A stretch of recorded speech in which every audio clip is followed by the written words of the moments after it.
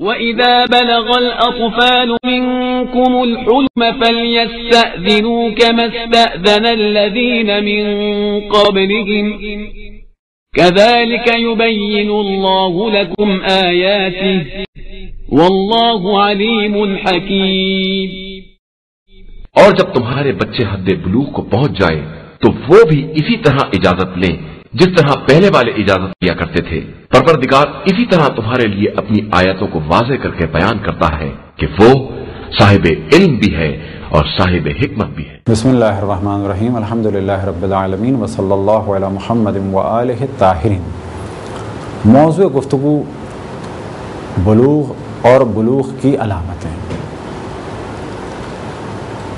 بلوغ یا بلوغت ایسا موضوع ہے کہ اس پہ دار و مدار ہے بہت سارے واجبات کا۔ مثال کے طور پہ جب کہا جائے کہ بالغ پر نماز واجب ہے، روزہ واجب ہے، تو خود ایک سوال ذہن میں اٹھتا ہے کہ بالغ ایک لڑکا کب ہوتا ہے یا ایک لڑکی بالغ کب ہوتی ہے؟ بس پہلے مرحلے میں ہم توجہ دلاتے ہیں کہ یہ جاننا ضروری ہے کہ آپ کا بچہ کب بالغ ہو رہا ہے اور آپ کی بچی کب بالغ ہو رہی ہے۔ اسی طریقے سے جو بالغ ہو چکے ہیں ان کو بھی یہ جاننا ضروری ہے کہ وہ کب بالغ ہوئے تھے، کیونکہ اگر ان کی کچھ عبادتیں ایسی ہیں کہ جو انہوں نے انجام نہیں دیں تو انہیں ان عبادتوں کو قضا کی نیت سے انجام دینا ہے۔ فرض کریں کہ ایک خاتون نے اب تک روزے نہیں رکھے تو انہیں یہ معلوم ہونا چاہیے کہ وہ کس عمر میں بالغ ہوئیں، کون سا مہینہ تھا اور کتنے روزے اب تک وہ چھوڑ چکی ہیں۔ اسی طریقے سے اگر ایک مرد نے نمازیں کچھ ترک کی ہیں معاذ اللہ یا روزے ترک کیے ہیں تو ان پر واجب ہے کہ وہ یہ جانیں کہ وہ کس عمر میں بالغ ہوئے تھے، کیونکہ جب تک وہ یہ نہیں جانیں گے کس عمر میں بالغ ہوئے تھے اور بالغ ہونے کی علامتیں کیا ہیں تو وہ واضح نہیں سمجھ سکتے کہ ان کی کتنی عبادتیں ایسی ہیں کہ جنہیں قضا کی نیت سے اب انجام دینا ہے۔ بس پہلے مرحلے میں لازم ہے کہ ماں باپ یہ جانیں کہ ان کے بیٹا اور بیٹی کب بالغ ہوتے ہیں اور بالغ ہونے کی علامتیں کیا ہیں، کیونکہ تاکید ہے کہ واجبات کو صحیح طریقے سے تعلیم دے دی جائے لڑکوں کو بھی اور لڑکیوں کو بھی بلوغ سے پہلے، تاکہ بالغ ہوتے ہی ان کی عبادتیں صحیح ہوں۔ بس واجب ہے صحیح غسل کا انجام دیا جانا، صحیح وضو کا انجام دیا جانا اور صحیح نماز کو ادا کرنا۔ لڑکوں کے لیے بلوغ کی 3 علامتیں مشہور ہیں۔ 15 سال قمری مکمل ہونے کے بعد لڑکا بالغ ہو جائے گا۔ اتفاق سے ہمارے معاشرے میں لڑکوں کے لیے فقط یہی علامت مشہور ہے، جبکہ ضروری نہیں ہے کہ لڑکا 15 سال قمری کے بعد ہی بالغ ہوا ہو، یعنی مکمل ہونے کے بعد۔ ممکن ہے کہ وہ 13 یا 13.5 میں بالغ ہو چکا ہو، لیکن کیونکہ ہمارے ہاں ان چیزوں کو بیان نہیں کیا جاتا اور یہ والے موضوعات مجالس میں بھی بیان نہیں ہو سکتے، بس کوئی ایسی جگہ ہو کہ جہاں پر ان موضوعات کو ڈسکس کیا جائے، اسی وجہ سے ہم نے ان لیکچرز کو ریکارڈ کیا اور ویب سائٹ پر ان کو اپلوڈ کیا، تاکہ وہ بہت سارے موضوعات کے جو محافل میں، مجالس میں اور بچوں کے سامنے بیان نہیں ہو سکتے وہ جداگانہ بیان ہوں، اور بعض ایسے لیکچرز کے جو بچوں کے سامنے بیان نہیں ہو سکتے اور کیبل پر نہیں چلائے جا سکتے، ان پر واضح علامت لگا دی جائے کہ یہ فقط بالغوں کے لیے ہے۔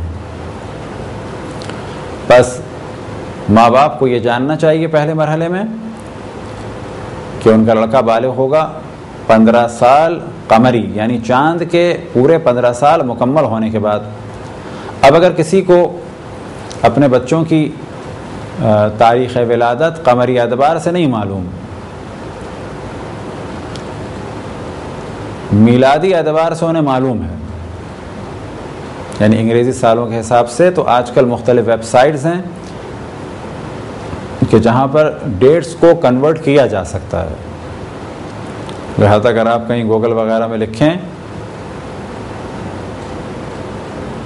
کیلنڈر یا ڈیٹ کنورجر وغیرہ کے نام سے، لہٰذا اگر آپ گوگل وغیرہ میں بھی سرچ کریں کہ کہ ہجری کیلنڈر کو کس طرح سے کنورٹ کیا جائے گا میلادی میں، اور میلادی کو کس طرح سے کنورٹ کیا جائے گا ہجری میں، تو مختلف ویب سائٹ موجود ہیں، وہاں پر اپنے بچے کی ڈیٹ آف برتھ کے جو انگریزی اعتبار سے ہے وہ وہاں پر آپ لکھیں تو چاند کی تاریخ معلوم ہو جائے گی۔ اب چاند کے 15 سال مکمل ہونے کے بعد ایک لڑکا بالغ ہو جائے گا، یہ ہے پہلی علامت۔ دوسری علامت یہ کہ لڑکے کے ناف کے نیچے اور پیشاب کے مقام کے اوپر سخت بال اگائیں۔ اب اس جانب توجہ رہے کہ سخت بال الگ چیز ہے اور رونگٹا الگ چیز ہے۔ ہم میں سے ہر شخص یہ جانتا ہے کہ بعض بچوں کے چہروں پر بھی رونگٹا ہوتا ہے لیکن ان کو بال نہیں کہا جاتا۔ بس اگر کسی کے ناف کے نیچے اور شرمگاہ کے یعنی پیشاب کے مقام کے اوپر حصے پہ سخت بال ہوں تو اس کا مطلب ہے کہ یہ بچہ بالغ ہے۔ پس اگر کسی نے دیکھا کہ اس کے بچے کے 13 سال کی عمر میں سخت بال ہیں تو پس یہ بچہ بالغ ہے۔ اس بچے کی توجہ دلانی ہے کہ تم اب بالغ ہو اور تم پر بعض چیزیں واجب ہو چکی ہیں۔ لڑکے کے بالغ ہونے کی تیسری علامت ہے احتلام، یعنی اگر سوتے ہوئے ایک لڑکے کے پیشاب کے مقام سے مادہ منویہ یعنی اسپرم خارج ہو جائے تو جیسے ہی وہ بیدار ہوگا اس بچے کے لیے کہا جائے گا کہ اب یہ بالغ ہے۔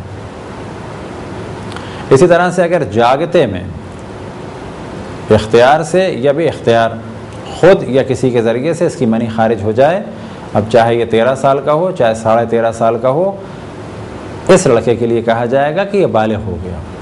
بس پہلے مرحلے میں جو ہم نے توجہ دلائی تھی کہ بہت ساری قضا عبادتوں کو اگر کوئی انجام دینا چاہے تو اس کو یہ اندازہ لگانا ہوگا کہ میں کب بالغ ہوا۔ تو یہ 3 علامتیں ہیں لڑکوں کے بلوغ کی۔ لڑکیوں کے بالغ ہونے کی 2 علامتیں ہیں جن میں سے ایک زیادہ مشہور ہے اور وہ ہے 9 سال قمری کا مکمل ہونا۔ بس اگر ایک لڑکی کہ جس کی عمر چاند کے اعتبار سے مکمل 9 سال ہو چکی ہے تو وہ بالغ مانی جائے گی اور اس پر واجب ہے کہ وہ نماز اور روزوں کو انجام دے۔ البتہ اگر جسمانی اعتبار سے بہت ضعیف ہے اور روزے نہ رکھ سکتی ہو تو پھر اس کا وہی معاملہ ہے کہ جو بیماروں کا ہے کہ جتنے روزے رکھ سکتی ہے، اگر رکھ سکتی ہے تو رکھنے ہوں گے، اور اگر روزے نہیں رکھ سکتی کیونکہ بہت زیادہ ویک ہے اور بہت زیادہ کمزور ہے تو ایسی صورت میں یہ فدیہ دے گی، یعنی جو مسائل روزے میں بیماروں کے ہیں اسی پر یہ عمل کرے گی، یعنی فدیہ دے گی، اور بعد میں جب بھی یہ روزے رکھ سکے تو اس پر واجب ہوگا کہ روزے رکھے۔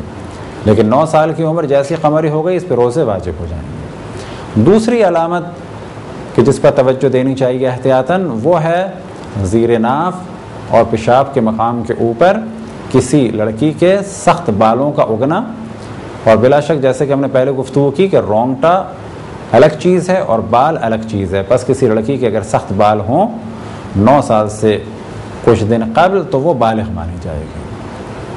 اب ایک سوال یہ پیدا ہوتا ہے کہ اگر کسی لڑکی کو خون آ جائے تو کیا وہ بالغ مانی جائے گی؟ تو جواب یہ ہے کہ اگر کسی لڑکی کو خون آ جائے 9 سال کے بعد تو وہ اس کا حیض مانا جائے گا اور وہ حیض کے احکام پر عمل کرے گی، اور اگر 9 سال سے پہلے سے خون آ گیا تو وہ حیض نہیں مانا جائے گا بلکہ استحاضہ مانا جائے گا۔ بس خون آنا بالغ ہونے کی علامت نہیں ہے، البتہ بالغ ہونے سے مراد یعنی اس پہ نماز اور روزہ واجب نہیں ہوگا۔ خون آنا بعض دفعہ بیماری کی وجہ سے ہے اور عموماً علامت ہے اگر یہ حیض ہے تو وہ کم سے کم 3 دن ہوگا اور زیادہ سے زیادہ 10 دن مانا جائے گا، اور یہ علامت ہے کہ اب اس کی اووری تیار ہے اور بچہ پیدا کرنے کی صلاحیت اس میں بیدار ہو چکی ہے۔ بس وہ خاتون کہ جو خون نہ دیکھتی ہوں، انہیں حیض نہ آتا ہو تو انہیں عربی میں کہا جاتا ہے یائسہ یعنی نا امید۔ یہاں پر یائسہ انہیں اس وجہ سے کہا جاتا ہے کہ اب ان کے یہاں بچہ نہیں ہو سکتا۔ بس حیض کی جو کم ترین عمر ہے یعنی حیض آنے کی جو کم ترین عمر ہے وہ ہے 9 سال، اور زیادہ سے زیادہ سید خاتون کے لیے ہے 60 سال اور غیر سید خاتون کے لیے ہے 50 سال۔ اب ماں باپ کی توجہ پھر اس امر کی جانب دلائیں کہ ان پر لازم ہے کہ وہ یہ جانیں کہ ان کے بچے کب بالغ ہو رہے ہیں تاکہ وہ ان کو واجبات سکھا سکیں اور بچے بالغ ہونے سے پہلے ہی اپنے واجبات پر عمل کر سکیں۔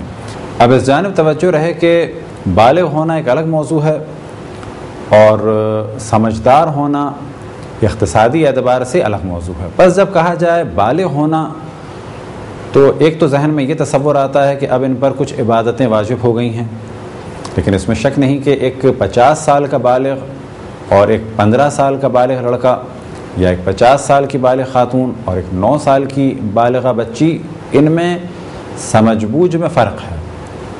بس جب کہا جائے کہ یہ لڑکا بالغ ہو گیا ہے یا یہ لڑکی بالغ ہو گئی ہے تو اس سے مراد یہ ہے کہ فزیکلی اور جنسی اعتبار سے یہ خاص مرحلے میں داخل ہو چکے ہیں۔ اب یہ مرحلہ کہ جو جنسی اعتبار سے خاص مرحلہ ہے، سیکشول اعتبار سے خاص مرحلہ ہے اور خطرناک مرحلہ ہے، تعلیم و تربیت کے اعتبار سے خاص مرحلہ ہے، تو یہی وجہ ہے کہ جیسے ہی بچے اس خاص مرحلے میں قدم رکھتے ہیں تو ان کی نفس کی تنبیہ کے لیے اور ان کی تربیت کے لیے اللہ سبحانہ و تعالیٰ کی جانب سے کچھ احکام واجب ہو جاتے ہیں۔ اب یہ ذہن میں رہے کہ اللہ کو ان کی عبادت کی ضرورت نہیں ہے، بلکہ ان عبادت اور واجبات کے ذریعے سے ان کی ایک تربیت ہو رہی ہے، ان کے نفس کو کنٹرول کیا جا رہا ہے۔ بس یہ واجبات در حقیقت ان کو برائیوں سے بچانے کے لیے ہیں، یہ جتنے بھی کام ہیں ان کے نفس کے کنٹرول کے لیے ہیں۔ بس یہ خاص مرحلہ یعنی بالغ ہونے کے بعد کا خاص مرحلہ، اور خصوصاً یہی مرحلہ کہ جسے عموماً ٹین ایج بھی کہا جاتا ہے، نوجوانی بھی کہا جاتا ہے، لڑکے اور لڑکیوں کے لیے خطرناک مرحلہ ہے، کیونکہ جنسی اعتبار سے یہ بیدار ہو چکے ہیں اور ان کی خواہشات اور ان کی جنسی لذات کا غلبہ ہوتا ہے عام طور پر عقل و شعور پر اسلام یہ چاہتا ہے کہ ان کی جنسی خواہشات کا غلبہ عقل و شعور پر نہ ہو، بس انہیں تدریجاً نفس کو کنٹرول کرنے کے طریقے بتائے جائیں۔ نفس کو کنٹرول کرنے کے جو طریقے ہیں، واجبات پر عمل، حرام سے بچنا۔ یہی وجہ ہے کہ اگر کوئی شخص نماز نہ پڑھے بالغ ہونے سے پہلے تو ان نمازوں کی قضا اس پر لازم نہیں ہے، لیکن بالغ ہونے کے بعد اگر نماز نہ پڑھے تو ان نمازوں کی قضا اس پر لازم ہے۔ اسی طرح سے اگر کوئی شخص بالغ نہیں ہوا ہے، کوئی لڑکا یا لڑکی بالغ نہیں ہوئے ہیں، وہ نماز پڑھیں یا نہ پڑھیں کوئی حرج نہیں ہے، یعنی حرام میں وہ مبتلا نہیں ہو رہے، لیکن بہتر ہے کہ نماز پڑھیں تاکہ ابھی سے ان کا نفس کنٹرول ہو سکے۔ بس یہ جو موضوع اصل بلوغ کا، اس کا تعلق فزیکلی ہے اور اس کا تعلق ہے جنسی اعتبار سے، اور اسلام یہ چاہتا ہے کہ جب یہ جنسی اعتبار سے پختہ ہو چکے ہوں یا جنسی اعتبار سے تیار ہو چکے ہوں تو یہ بے راروی میں نہ پڑ جائیں، ان کو اپنے نفس پر کنٹرول کے طریقے آتے ہوں۔ نفس پر کنٹرول کے طریقے جو اسلام نے بتائے وہ انہی چیزوں سے ہیں، واجبات پر عمل اور حرام سے بچنے کے ذریعے سے۔ بس ایک موضوع ہے بلوغ، دوسرا موضوع ہے رشد۔ بس جب کہا جائے کسی بچے یا بچی کے لیے کہ یہ بالغ ہیں تو اس کے معنی یہ ہے کہ فزیکلی یہ بالغ ہیں۔ واجبات ان پر کب لازم ہوں گے؟ کہ جب یہ فزیکلی بالغ ہونے کے ساتھ ساتھ عقل بھی رکھتے ہوں۔ بس ممکن ہے کہ ایک لڑکی یا لڑکا بالغ ہو جائیں لیکن عاقل نہ ہوں۔ بالغ ہونے سے کیا مراد؟ ممکن ہے ایک لڑکا ذہنی مریض ہو، ایک لڑکی ذہنی مریض ہو، اور لڑکا بالغ ہو جائے فزیکلی لیکن اس پر کوئی واجبات نہیں ہے کیونکہ عقل نہیں رکھتا۔ بس اگر ایک لڑکی اور لڑکا عقل و شعور رکھتے ہیں اور فزیکلی بالغ ہو گئے تو ان پر لازم ہے کہ کچھ واجبات کو انجام دیں، اور ان پر لازم ہے کہ کچھ چیزوں سے بچیں کہ جو شریعت میں حرام ہیں۔ لیکن اقتصادی اعتبار سے ایک خاص اور مرحلے کی جانب اسلام نے توجہ دلائی، اور وہ ہے اقتصادی رشد۔ بس مثال کے طور پہ ایک لڑکی جو 9 سال کی ہو اور فرض کریں بالغ ہے، یا ایک لڑکا جو 15 سال کا ہے اور بالغ ہے یا 13.5 سال میں بالغ ہو گیا، اگر آپ اس سے اس کا گھر خریدنا چاہیں تو اسلام اجازت نہیں دیتا۔ بس نماز پڑھنا اس پر واجب ہے، روزے اگر جسمانی اعتبار سے اس بچی کے لیے مشکل نہ ہو تو اس پر روزے واجب ہیں۔ مشکل نہ ہو سے کیا مراد؟ فرض کریں کہ 9 سال کی بچی بہت ہی نہیں فلاغر ہے، بہت دبلی پتلی ہے، بہت کمزور سی ہے، تو یہ جتنے روزے رکھ سکتی ہے رکھے گی کیونکہ بہت زیادہ کمزور ہے. تو اب اگر یہ روزے نہ رکھ سکے تو جو حکم اسلام میں بیمار اور بوڑھے افراد کا ہے روزے نہ رکھنے کے لیے وہی حکم اس کا ہے. یہ روزے نہیں رکھے گی کیونکہ بہت زیادہ ویک ہے اور اس کے بدلے فدیہ دے گی اور بعد میں روزوں کو رکھے گی قضا کی نیت سے. تو یہ بالکل ایک الگ موضوع. بس اس قسم کی کوئی لڑکی یا لڑکا اگر اپنا گھر بیچنا چاہیں تو وہ گھر نہیں بیچ سکتے. یہاں یہ نہیں کہا جائے گا کہ یہ بالغ ہے. اور یہی موضوع آتا ہے شادی کے مسئلے میں کہ لڑکی ممکن ہے بالغ ہو لیکن اچھا برا نہ سمجھتی ہو, بس اس کے ولی کی اجازت ضروری ہے. بس اگر ایک 9 سال کی لڑکی فرض کریں ماں باپ نہیں ہیں, 14-15 سال کا لڑکا فرض کریں اس کے ماں باپ نہیں ہیں, اگر وہ اپنا گھر کسی کو بیچنا چاہیں یا کسی کو کوئی بڑی رقم کا تحفہ دینا چاہیں تو اسلام اجازت نہیں دیتا. کیوں اجازت نہیں دیتا؟ کیونکہ یہ اس وقت فزیکلی بالغ ہیں, بے شک عقل رکھتے ہیں لیکن رشید نہیں ہیں, یعنی یہ اقتصادی اعتبار سے سمجھ بوجھ نہیں رکھتے. تو اسلام میں 2 چیزوں کو خاص اہمیت دی گئی, ایک بلوغ کہ جس کا تعلق جسمی اعتبار سے ہے اور ایک رشد یعنی ایسی سمجھ بوجھ کہ جس کے بعد مختلف معاشرتی کاموں کو انجام دیا جا سکتا ہے. بس نماز واجب ہونے کے لیے شرط ہے کہ لڑکی یا لڑکا بالغ ہوں, لیکن اگر یہ اپنا گھر کسی کو تحفے میں دینا چاہیں یا بیچنا چاہیں تو اس صورت میں لازم ہے کہ یہ رشید بھی ہوں, یعنی اچھے برے کی تمیز رکھتے ہوں, اقتصادی سوجھ بوجھ رکھتے ہوں. بس اگر کسی 14 سال کے لڑکے سے آپ ایک گھر خرید لیں تو حاکم شرع اس معاملے کو باطل سمجھے گا. بس اگر آپ نے گھر خرید لیا کسی لڑکے سے 15 لاکھ کا گھر آپ نے 10 لاکھ میں خرید لیا, یا اگر حتیٰ 15 لاکھ کا گھر آپ نے 15 لاکھ میں خرید لیا اور جس وقت اس بچے نے گھر بیچا ہے وہ رشید نہیں تھا, اور جنرل پبلک یہ گواہی دے گی کہ اس عمر میں گھروں کا معاملہ بچے نہیں کرتے, تو اسلامی حکومت یا اسلامی قاضی یا مرجع تقلید اس معاملے کو باطل قرار دے کر یہ گھر دوبارہ بچے کی ملکیت میں لے جا سکتے ہیں. بلکہ حقیقت یہ ہے کہ یہ گھر بچے کی ملکیت سے نکلا ہی نہیں ہے, کیونکہ خرید و فروخت کی شرائط میں سے ایک شرط یہ ہے کہ بالغ کے ساتھ ساتھ رشید بھی ہو. اب ایک اور خاص موضوع کی جانب توجہ دلائیں, اور وہ یہ کہ بالغ بچوں کی بالغ ہونے سے پہلے بھی جنسی حفاظت کرنی ہے اور ان کے بالغ ہونے کے بعد بھی جنسی حفاظت کرنی ہے, چاہے وہ لڑکے ہوں چاہے وہ لڑکیاں ہوں. اور اسلام اجازت دیتا ہے کہ ان کو خطروں سے بچایا جائے اور یہ بتایا جائے کہ کون سی چیز خطرناک ہے. مثال کے طور پہ کسی بچی کو یا بچے کو یہ بتایا جائے کہ اگر کوئی تمہارے جسم کو اس طرح سے ہاتھ لگائے, اگر کوئی تمہیں اس طرح سے چھوئے, اگر کوئی تمہیں اس طرح سے کہیں بیٹھنے کے لیے کہے, اگر اس طرح سے کسی کام کے لیے کہے, تو یہ تو بچوں کو بتایا جائے, کوئی حرج نہیں ہے. لیکن ایک بہت بڑا پرابلم جو اس وقت یورپ اور امریکہ میں ہے وہ ہے سیکس ایجوکیشن کے نام سے. بس اگر بچوں کو بگڑنے سے بچانے کے لیے کچھ بتایا جائے تو کوئی حرج نہیں ہے, لیکن جو طریقہ اس وقت یورپ اور امریکہ میں سیکس ایجوکیشن کے نام سے ہے وہ بلا شک غلط ہے. بس یہاں پر ایک فرق ہے. اسلام یہ کہتا ہے کہ لڑکی کو بگڑنے سے بچانا ہے, ناجائز تعلقات سے بچانا ہے. بس اس بگڑنے سے بچانے کے لیے نصیحت کرنی ہے, وعظ کرنی ہے, سمجھانا ہے, اس کو زمانے کے اتار چڑھاؤ سے آشنا کرنا ہے. لیکن یورپ اور امریکہ میں اسی نصیحت کے ساتھ ساتھ اوریان فلمیں بھی دکھائی جاتی ہیں کہ اگر کوئی ایسا کام کرے تو یہاں پر تربیت کے ساتھ ساتھ گو کہ تربیت کا نام ہے بلکہ بگاڑ زیادہ ہے. بس یہ ذہن میں رکھیں کہ اپنے بچوں کو زمانے کے اتار چڑھاؤ سے آشنا کرنا ہے, لیکن اس طرح سے آشنا نہیں کرنا کہ فرض کریں کہ ہم کسی بچے کو بتانا چاہ رہے ہیں کہ اگر کوئی تمہارے ساتھ اس قسم کا غلط کام کرے اور اس کو سمجھایا جا سکتا ہے کوئی چھوئے یا تمہارے جسم کے اس حصے کو چھوئے تو چھونے نہ دینا. لیکن یورپ امریکہ میں کیا ہو رہا ہے کہ اس پورے عمل کو ویڈیو کے ذریعے سے دکھایا جا رہا ہے. بس اس سے پہلے کہ بچے کی تربیت ہو اور اس کو نصیحت کی جائے خود بڑے اور ماں باپ اور استاد اسے بگاڑ رہے ہیں۔ بس سیکس ایجوکیشن کے نام سے جو معاشرے میں بگاڑ ہے، اسلام اس کی قطعاً اجازت نہیں دیتا۔